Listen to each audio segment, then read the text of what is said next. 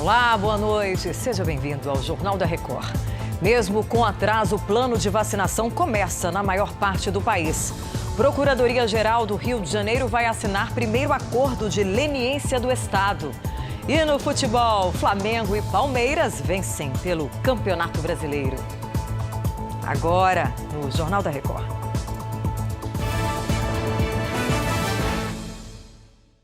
Oferecimento Bradesco, o Prime conecta você ao melhor do futuro.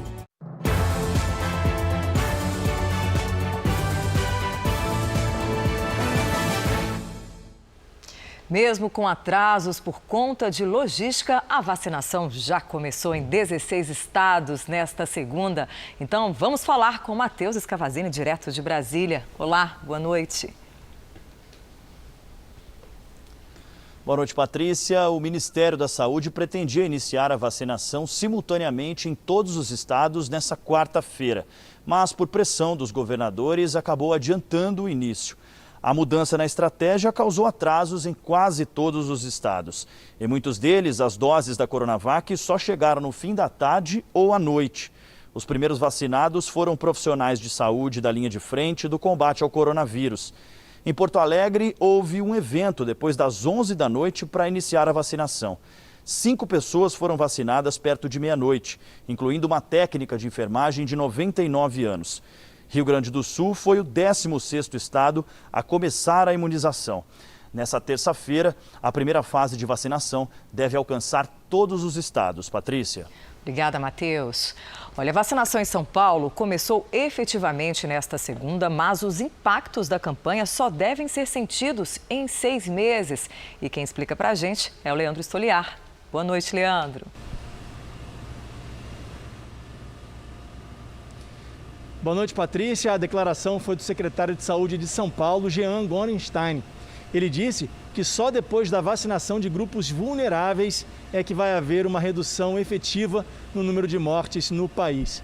Segundo o presidente da Sociedade Brasileira de Imunologia, Ricardo Gazinelli, a chamada imunidade de rebanho só deve acontecer no final do ano ou no início de 2022. Isso porque a eficácia da Coronavac está um pouco acima dos 50% e, por isso, uma parcela maior da população vai precisar ser vacinada. O Ministério da Saúde incluiu os profissionais da área de transporte no grupo prioritário da campanha de vacinação contra a Covid-19. Patrícia. Obrigada, Leandro. Vamos agora ao comentário de Augusto Nunes. Boa noite, Augusto. Boa noite, Patrícia. Boa noite a você que nos acompanha. Ao aprovar neste domingo o uso emergencial de 2 vacinas contra a Covid-19, a Agência Nacional de Vigilância Sanitária fez mais que tornar visível a luz no fim do túnel. A decisão de liberar o início da vacinação, aprovada por unanimidade, também escancarou a leviandade dos que tentaram colocar a Anvisa sob a sombra da suspeita. A utilização da Coronavac e da Oxford AstraZeneca foi anunciada 9 dias depois de recebidas as solicitações do governo federal e do governo de São Paulo. É possível que a legislação que rege a liberação de vacinas deva ser modernizada. Até que isso aconteça, no entanto, a agência tem de seguir as normas em vigor. Foi o que fez ao exigir a entrega de todos os documentos considerados obrigatórios por lei. A agência também demonstrou a tolerância que seus críticos não tiveram ao comentar o seu desempenho. Um trecho do parecer da relatora Meiruzi Freitas, por exemplo, faz a seguinte observação, abre aspas, ressalvadas algumas incertezas, os benefícios conhecidos e potenciais das vacinas superam os riscos potencialmente trazidos por cada uma delas. Fecha aspas.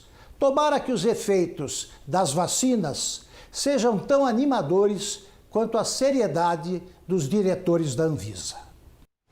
A Procuradoria-Geral do Rio de Janeiro vai assinar nesta terça-feira um acordo de leniência com a empreiteira Andrade Gutierrez. 44 milhões e meio de reais serão devolvidos aos cofres públicos.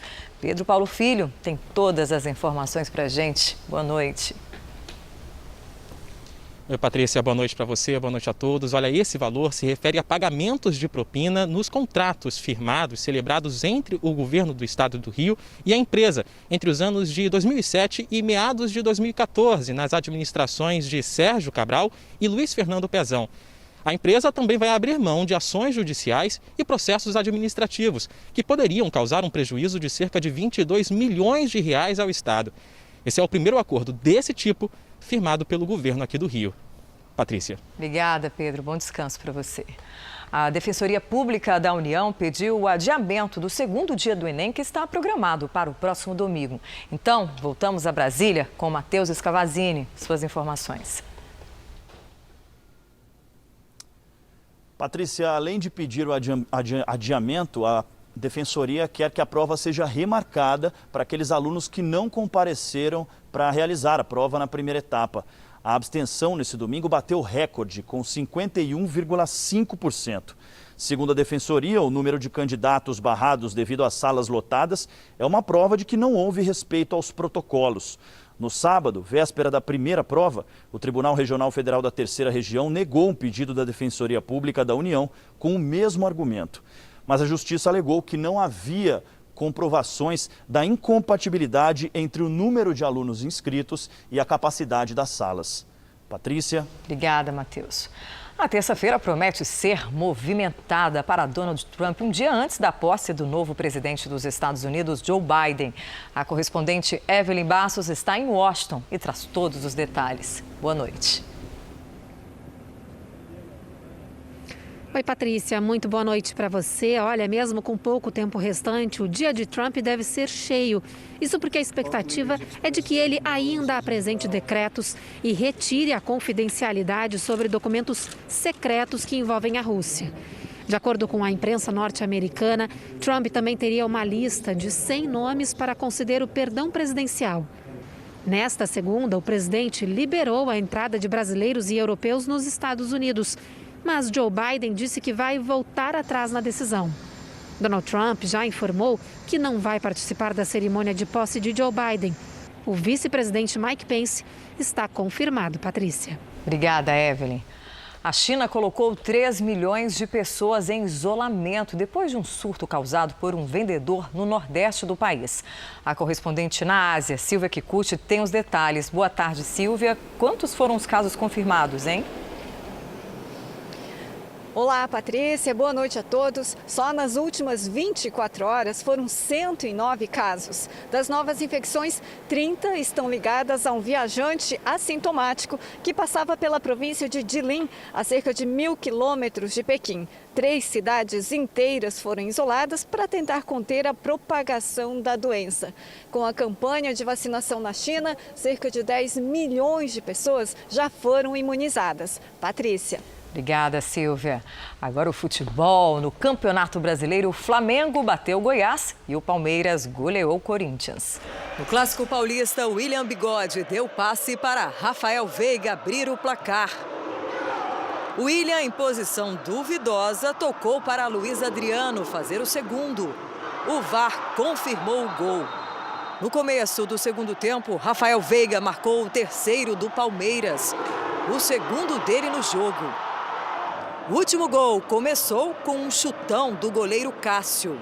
A zaga palmeirense afastou e o volante Gabriel deu um presente para Luiz Adriano. Final, Palmeiras 4, Corinthians 0. Em Goiânia, Diego tocou para Arrascaeta fazer o primeiro do Flamengo contra o Goiás. No segundo tempo, Bruno Henrique aproveitou a falha da zaga, invadiu a área e cruzou para Gabigol ampliar. Nos acréscimos, Pedro marcou mais um. Goiás 0, Flamengo 3. E essa edição do Jornal da Record termina aqui. Outras informações no Fala Brasil, às 8h30 da manhã. Boa noite para você.